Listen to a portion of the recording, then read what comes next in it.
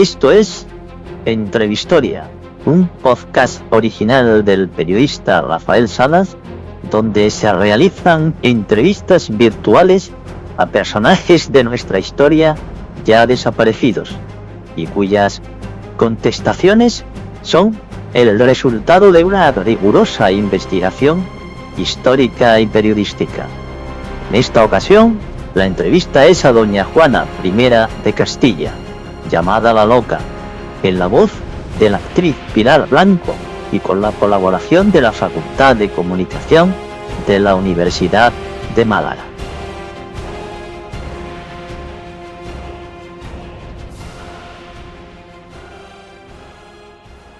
Juana I de Castilla fue una mujer desgraciada, pero fue la reina de España.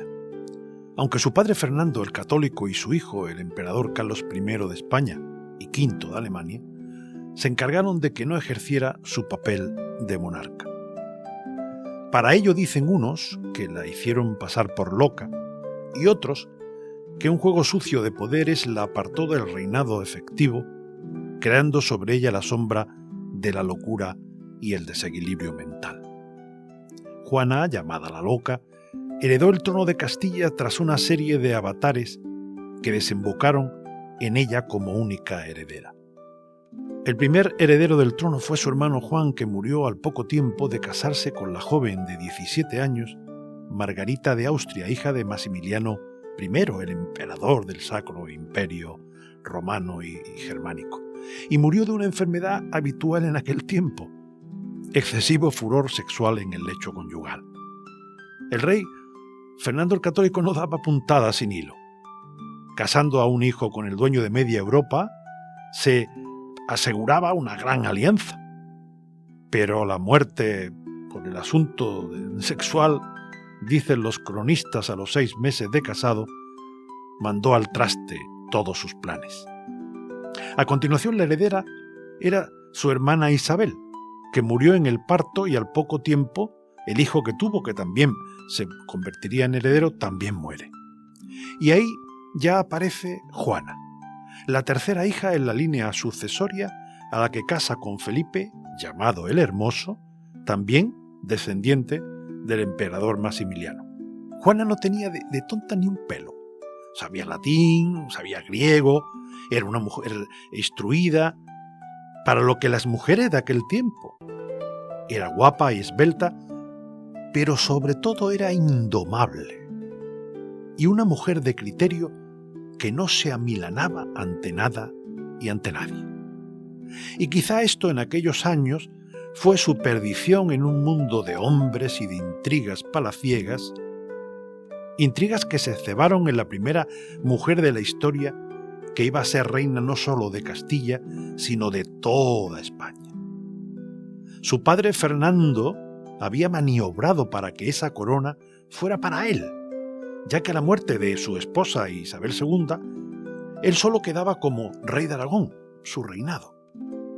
Pero las oligarquías castellano-leonesas no querían, lo impidieron radicalmente, porque la heredera era ya Juana, y según algunos investigadores, Fernando habría tramado el envenenamiento de su yerno y habría fabricado el falso diagnóstico de la locura de su hija.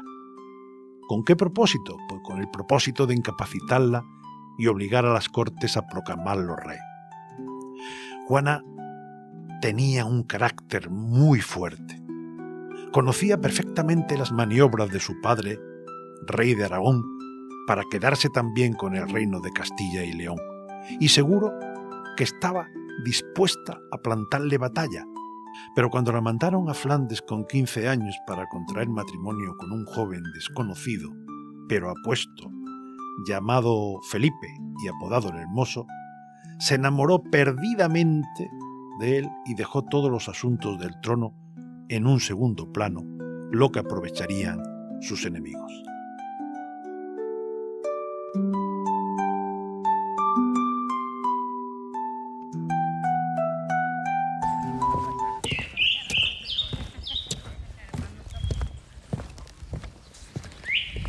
Estoy llegando a a la torre donde está encerrada doña Juana, primera de Castilla. Es un camino un poco arduo. Tengo que subir estas escaleras terribles que me llevan hasta su cárcel en esta torre de este palacio de Tordesillas. Hay un silencio importante, se escuchan gente hablando lejos, porque en estas aspilleras estrechas por donde apenas entra la luz, también entra un poco de sonido de la calle. Seguimos subiendo.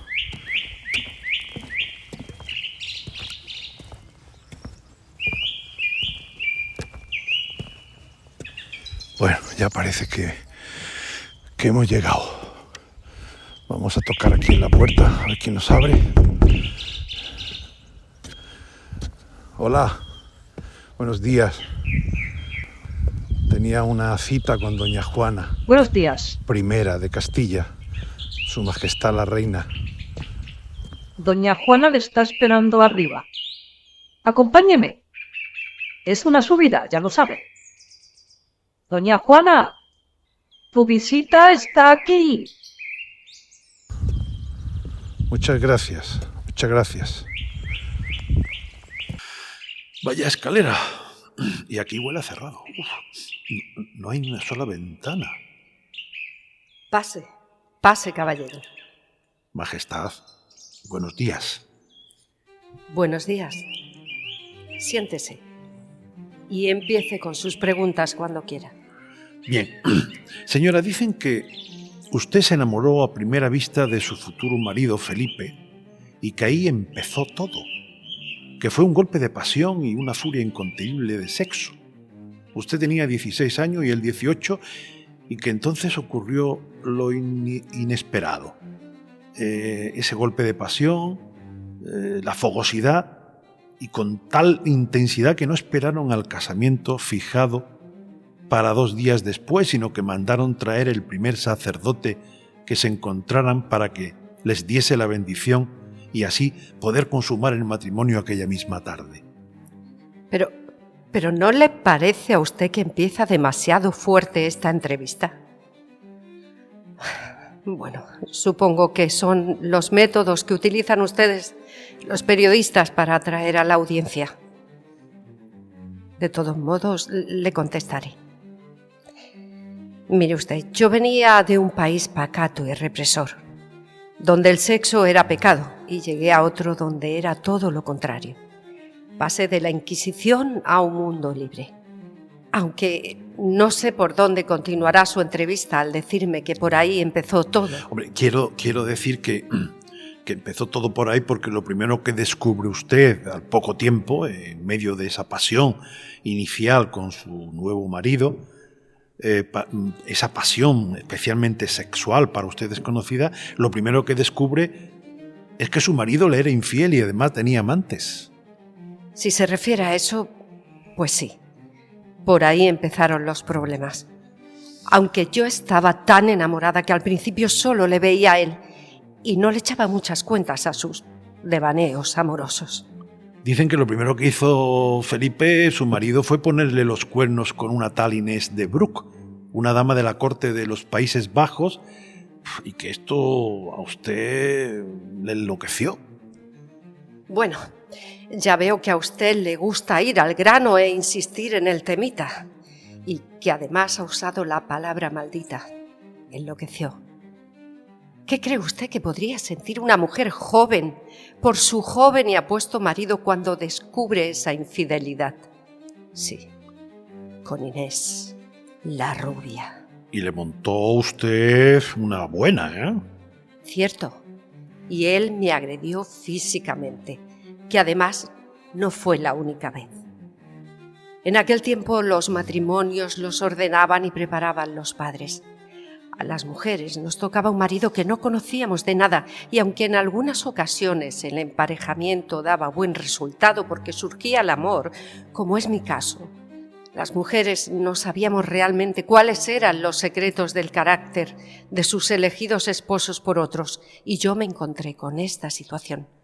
En la época, además, la cultura era que la mujer tenía que aguantar todos los desmanes que hiciera el marido con ella. Y ya le digo que me pegó en muchas ocasiones. Pues vaya. Sigamos entonces, doña Juana.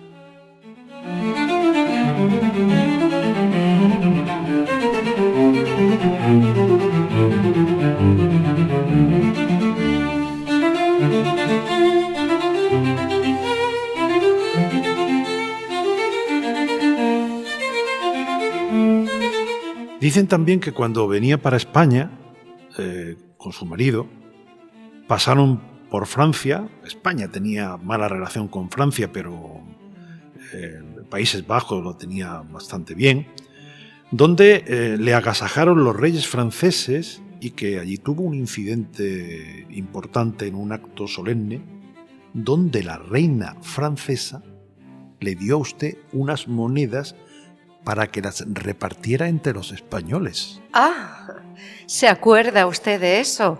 Bueno, quiero decir que lo habrá leído en alguna parte. Pues sí, fue un insulto a España en mi persona. ¿Qué puñeta hacían dándome unas monedas como si ellos fueran muy superiores a nosotros? ¿Qué tipo de humillación era esa? Bueno, y especialmente porque con los franceses siempre estábamos en guerra. Bueno, ¿y qué pasó entonces con lo de las monedas? Pues que se las tiré a la cara. Y tiré también de mi marido y nos fuimos de aquel infecto lugar. ¿Qué se habían creído estos franchutes humillando a mi patria? Además, ¿por qué me saca usted esto a relucir ahora? Bueno, porque de alguna manera este incidente demuestra, por eso lo he sacado, demuestra su fuerte carácter. Llámelo usted mi fuerte patriotismo. Bueno, bien, vale. Entre los ataques de celos fundados, como se está viendo, y estos arrebatos, los partidarios de presentarla como loca lo tenían muy fácil. Ciertamente, pero a mí me importaba un bledo. Qué lástima que en aquel tiempo no hubieran habido estos cacharros que tienen ustedes para grabar las cosas que pasan, que si no, iban a ver qué vergüenza más grande la de la reina francesa. Majestad, la historia la ha reconocido, o la ha recordado, mejor dicho, como la loca. ¿Cree usted que fue una víctima de la política y de los intereses de su familia o, por el contrario, había algo en usted que realmente perturbaba a los demás? Mi locura no era más que la incomodidad que causaba a quienes querían mi trono. Si me rebelaba, era demasiado apasionada. Si callaba, era melancólica. Si insistía en mis derechos, era inestable. No había locura en mí, sino miedo en ellos. Muchos aseguran que usted no estaba loca, sino que la hicieron pasar por tal loca. ¿Qué diría ahora aquellos que han usado su supuesta locura como excusa para apartarla del trono? Que la locura es un arma muy usada cuando se quiere despojar a alguien de su voluntad. No fui la primera ni la última mujer a la que llamaron loca para hacer callar. Su matrimonio duró desde 1496 hasta 1506, que murió Felipe. Es así, ¿verdad? Sí, así fue. Fueron 10 años de matrimonio y tuvimos 6 hijos. Leonor, que fue reina de Francia.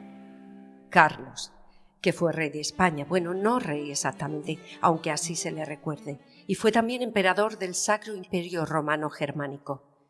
Isabel, que fue reina de Dinamarca y que tristemente murió 20 años antes que yo. Fernando, que a la muerte de su hijo Carlos heredó el Imperio Sacro. María, reina de Hungría, y Catalina, reina de Portugal. Esta hija vivió aquí conmigo recluida en Tordesillas un tiempo y sufrió privaciones y humillaciones hasta que mi hijo Carlos la envió a Portugal. Él me la arrebató. Pues su familia aprovechó muy bien el tiempo, ¿eh? Y todos sus hijos nacieron ya colocados. Ay, perdone, no había paro en su familia, ¿eh? Bueno, pues era así en aquellos tiempos. Fíjese, un rey, un emperador y 4 reinas. Casi nada. Pero me ignoraron completamente.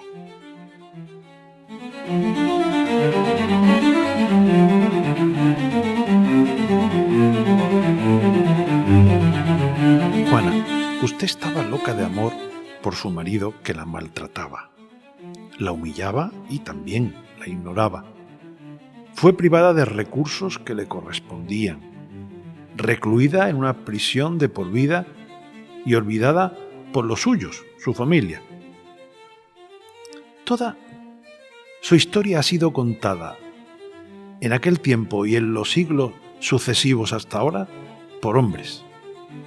Y nunca se supo su versión de su situación, ni nunca usted dejó nada escrito ni habló con ninguno de los que escribieron sobre usted.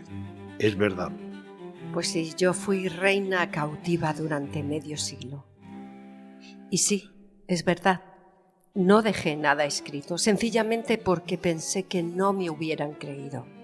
Y por eso hay tantas especulaciones sobre mi locura o sobre mis alteraciones de mi conducta.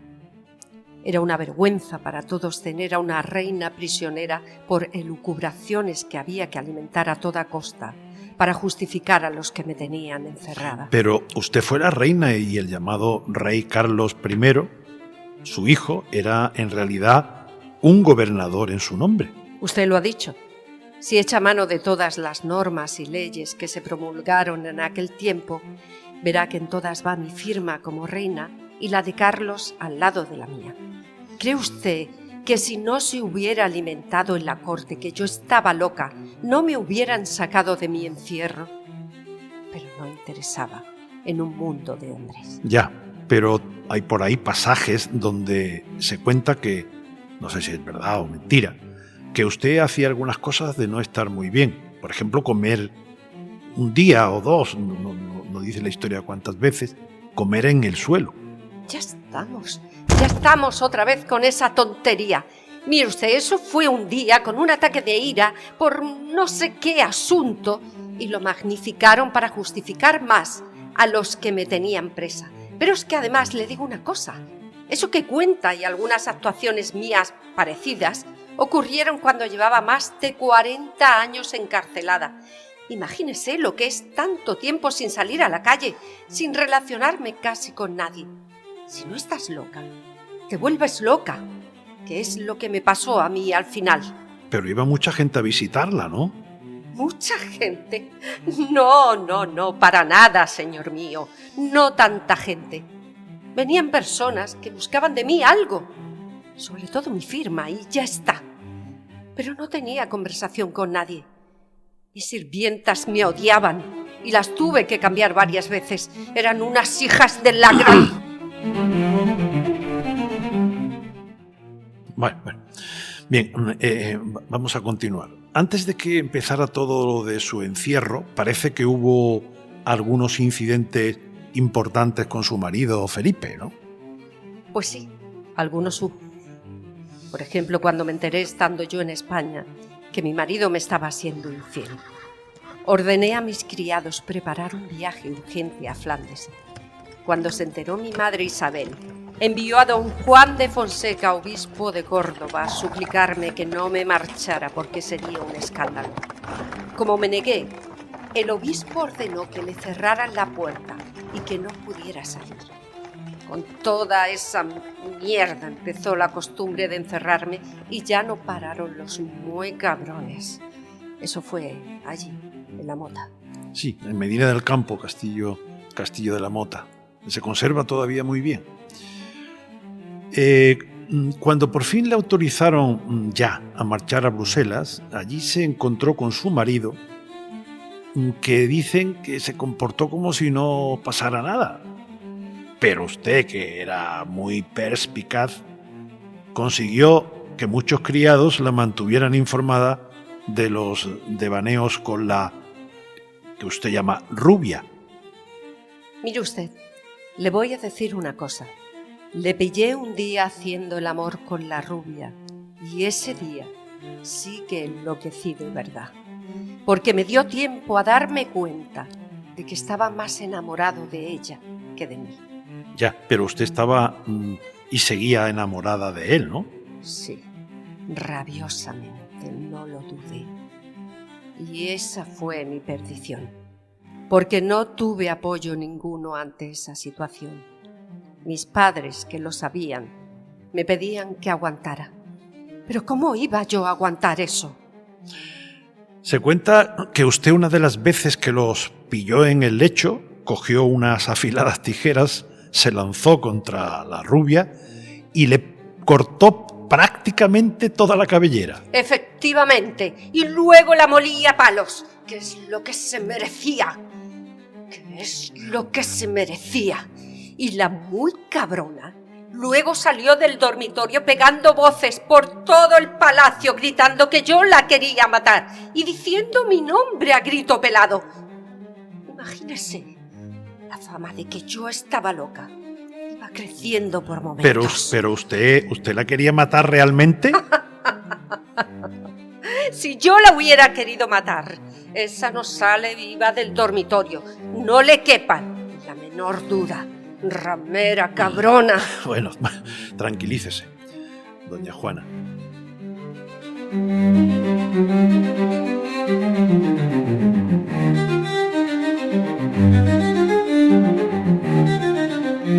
El 26 de noviembre de 1504, ya llevaba usted casada con Felipe 8 años, fallece su madre Isabel la Católica, y deja escrito que su heredera fuera usted, su hija Juana, pero que si ésta se encontrase incapacitada, ya empezaba a dejar una duda, que gobernara Castilla como regente su viudo Fernando, y que la corona pasara posteriormente a su nieto Carlos cuando éste cumpliera los 20 años.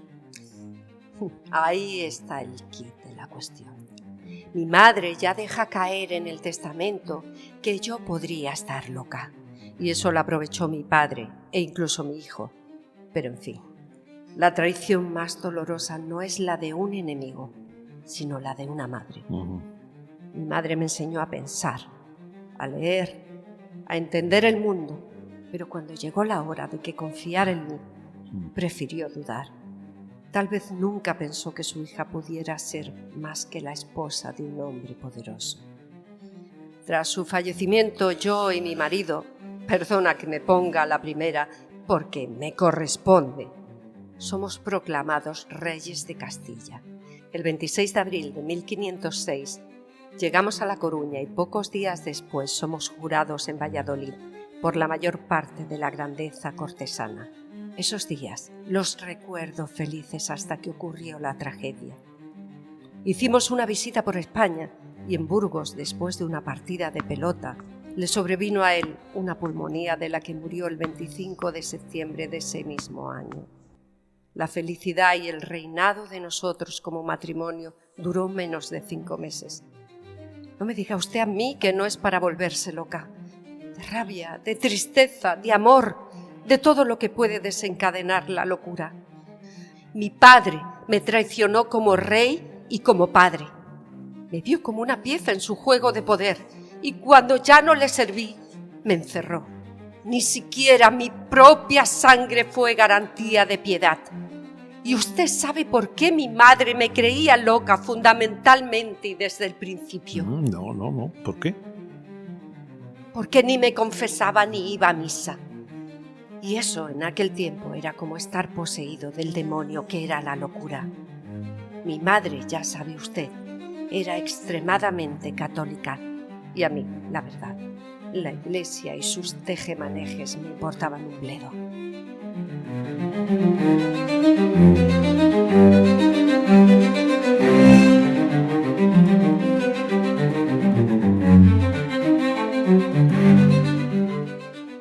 Hablando de nuevo de la muerte repentina de su marido, Felipe, dicen algunas historias que lo envenenó su padre, Fernando el Católico, porque él no quería que su marido fuera rey de España.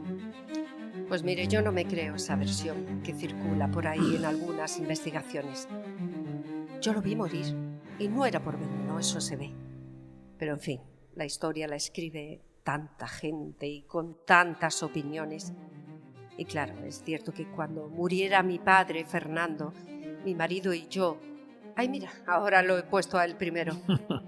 Seríamos los reyes de Castilla, León y Aragón, o sea, de España.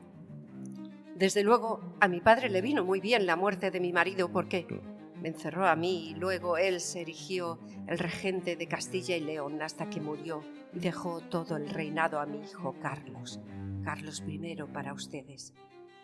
Bueno, no el reinado, sino la gobernanza, porque la reina fui yo hasta el final.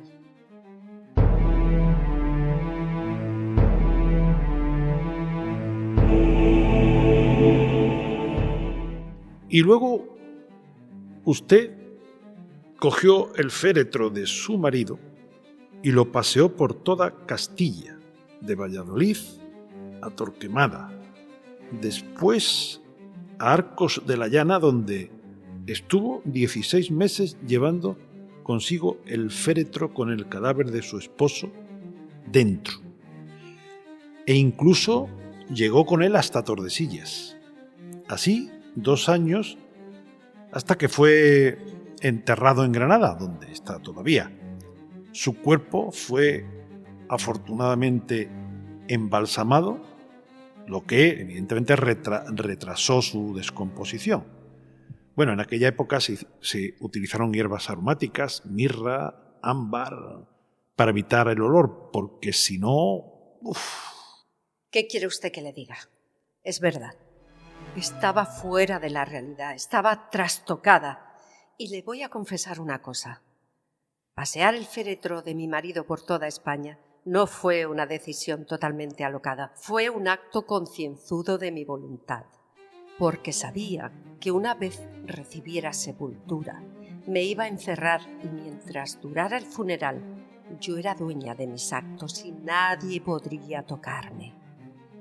Felipe había querido todo de mí, mi trono, mi obediencia, mi corazón. A su muerte no quise que me lo arrebataran también. No fue locura, sino resistencia. Era la última vez que yo sería quien tomara una decisión. Bueno, pero a pesar de todo, usted seguía amando locamente a su marido incluso después de muerto. Amé a Felipe con una pasión que no conocía límites y por eso me dolió más su traición. Me llamaba celosa, pero ¿cómo no serlo cuando mi esposo buscaba el poder y me dejaba en la sombra?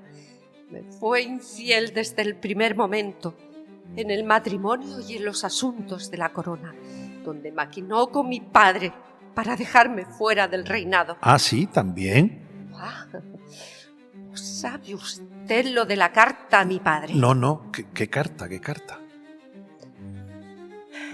Pues una que le mandó de su puño y letra poniéndome como perturbada, como desequilibrada, en fin, como loca. Con aquella carta lo que estaba pretendiendo era que cuando nos llegara el momento de ocupar el trono a los dos, dejarme a mí fuera y encerrarme. Y luego, cuando muere mi marido, mi padre utilizó esa carta para convencer a las Cortes de Castilla, incluso de forma documental, de que yo estaba loca.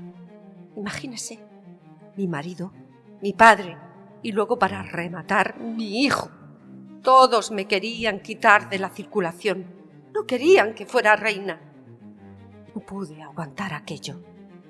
Y para ayudarme, los que podían hacerlo, lo único que estaban preparando fue encerrarme y arrebatarme de facto el trono.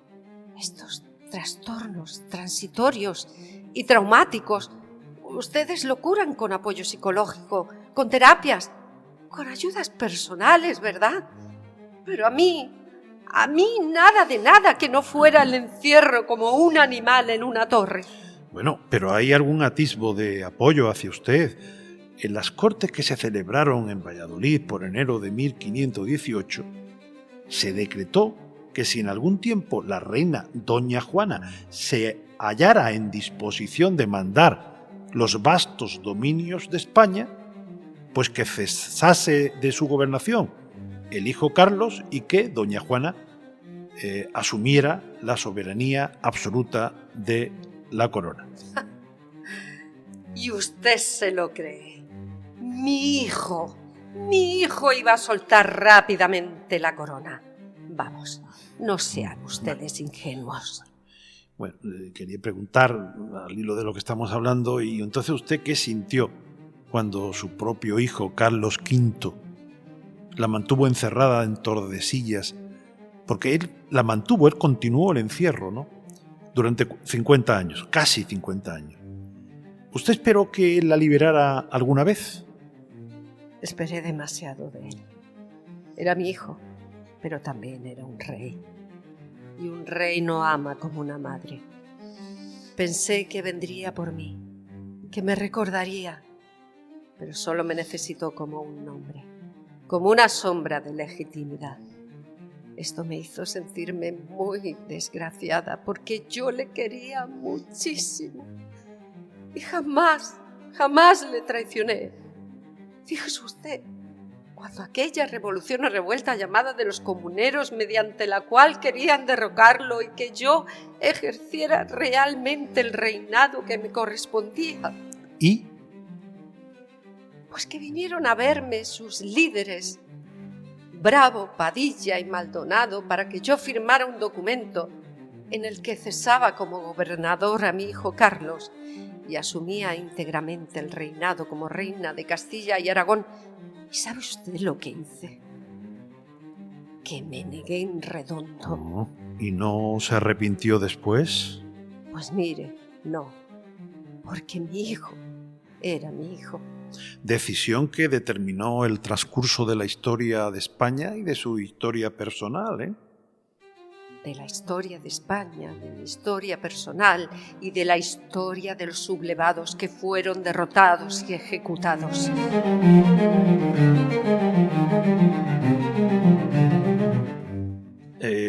Majestad, observo un cierto desorden y escaso decoro en esta torre donde vive usted y estamos ahora mismo. ¿Y qué quiere?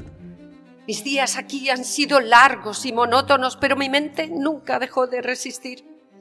Y hubo un momento, creo que en 1525, en que mi hijo Carlos me arrebata a mi hija Catalina, mi niña Catalina, con la que pude durante mucho tiempo aguantar esta cárcel, pero no. Vino mi hijo Carlos y se la llevó a Portugal para casarla con su rey. Este ya fue el golpe definitivo para acabar conmigo. Es que todos me vieron como un medio, nunca como un fin. Fui la llave del reino para mi esposo, una amenaza para mi padre y un estorbo para mi hijo. Nunca fui simplemente Juana, reina por derecho propio.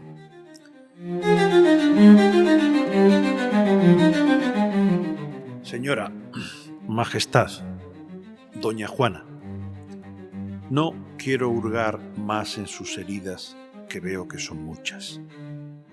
Pero antes de terminar esta entrevista, antes de irme, me gustaría que dijera lo que quiera, sin atenerse a pregunta alguna ni a mis interrogaciones.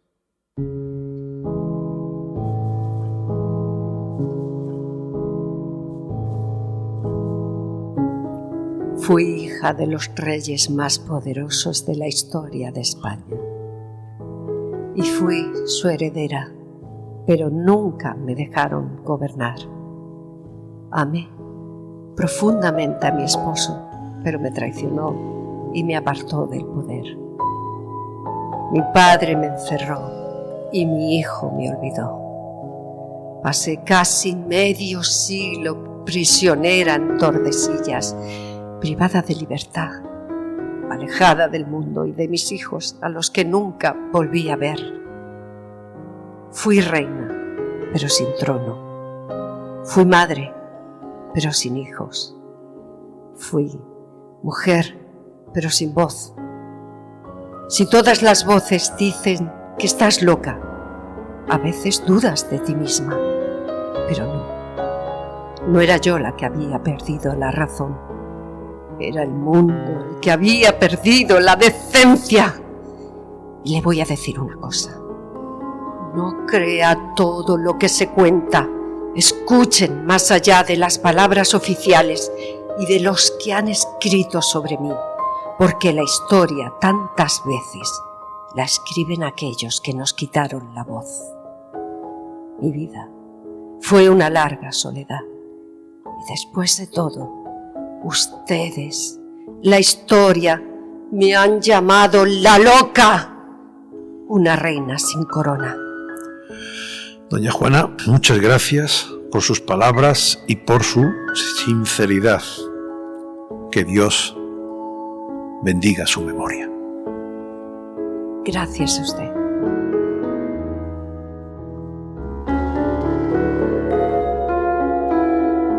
Loca, loca, loca, te volviste loca y disparaste frente a mí, que te habías enamorado hace unos años sin decirme nada. Entonces la emoción confirma el sentimiento. Loca, loca, loca, te volviste loca y disparaste frente a mí, que te habías enamorado hace unos años sin decirme nada. Entonces la emoción confirma el sentimiento.